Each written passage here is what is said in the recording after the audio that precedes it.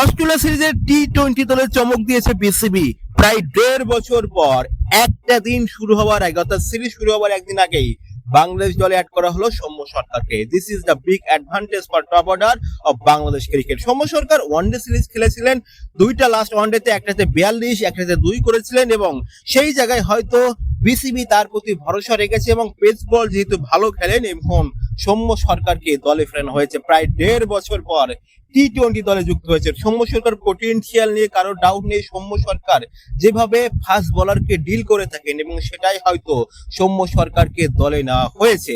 এছাড়া একটা দিক থেকে হয়তো আমার কাছে মনে হয়েছে লিটন কুমার দাস কিছুটা ইনজুরিড রয়েছেন, এবং এইটাই হয়তো প্রাধান্য দেওয়া হয়েছে। পাশাপাশি সাইফ হোসেনের ফর্মটাকে হয়তো ওয়ানডে সিরিজে কিছুটা বিসিবির নজর কেড়েছে, এবং সেই দিক থেকে হয়তো সৌম্য সরকার এই টি-20 দলে অ্যাড হয়েছেন। সৌম্য সরকার টি-20 দুর্দান্ত ব্যাট করেছিলেন, এবং লাস্ট 1.5 বছর আগে তিনি ভালো ব্যাট করেছিলেন। হয়তো কি কারণে কেন টি-20 দল থেকে তাকে বাদ দেওয়া হয়েছে এটা অনেকেই জানে না। তবে সৌম্য সরকারকে বাংলাদেশ দলে অ্যাড করা এই অস্ট্রেলিয়া সিরিজে অস্ট্রেলিয়ার মতো দলের বিরুদ্ধে টপ অর্ডার বা ব্যাটিং শক্তিকে বাড়ানোটা এক ধরনের পজিটিভ সাইন।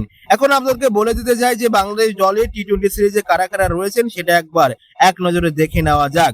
বাংলাদেশের ক্যাপ্টেন হিসেবে রয়েছে লিটন কুমার দাস, এছাড়া পারভেজ হোসেন ইমন, তাজকিন হাসান তামিম, মোহাম্মদ সাইফ হাসান, শামীম হোসেন পাটোয়ারি, তাওহিদ হৃদয় ভাইস ক্যাপ্টেন, নুরুল হাসান সুমন রয়েছেন, শেখ মেহেদী হাসান একজন স্পিনার, নাসুম মোহাম্মদ একজন অফ স্পিনার রয়েছেন, রিশাদ হোসেন লেগের ভেলকি, শরীফুল ইসলাম, মুস্তাফিজুর রহমান, তাসকিন আহমেদ, নাহিদ রানা এবং আব্দুল গফর সাকলেন যারা পেস বোলারকে সামলাবেন। আর সর্বশেষ সৌম্য সরকারকে অ্যাড হয়েছেন, বাদ করেছেন হয়েছে মোহাম্মদ সাইফুদ্দিন আর হয়েছেন রিপন মন্ডল। তবে অস্ট্রেলিয়ার বিরুদ্ধে একাদশটা দুর্দান্ত হয়েছেন। সব মিলে মিশেল মাস, টিম ডেভিন, কপার কোনালে কিংবা হার্ডলিদের মতো এই শক্তিশালী টি-20 দলের বিরুদ্ধে বাংলাদেশ কেমন করে।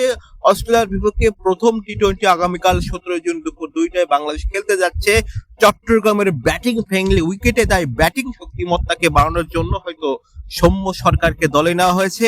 সৌম্য সরকারের এই অন্তর্ভুক্তিটাকে আপনি কোন চোখে দেখছেন? সৌম্য সরকার বাংলাদেশ দলে আসলে কেমন করতে পারেন? আপনার কমেন্ট জানাতে পারেন। আর ভিডিওটা ভালো লাগলে আমাদের চ্যানেল ক্রিকেট ডায়েরি বাই শান্ত এই পেজটা বা ইউটিউব চ্যানেলটাকে সাবস্ক্রাইব করতে ভালো ভুলবেন না, এবং অবশ্যই আমাদের চ্যানেলটা অবশ্যই সাথে থাকুন।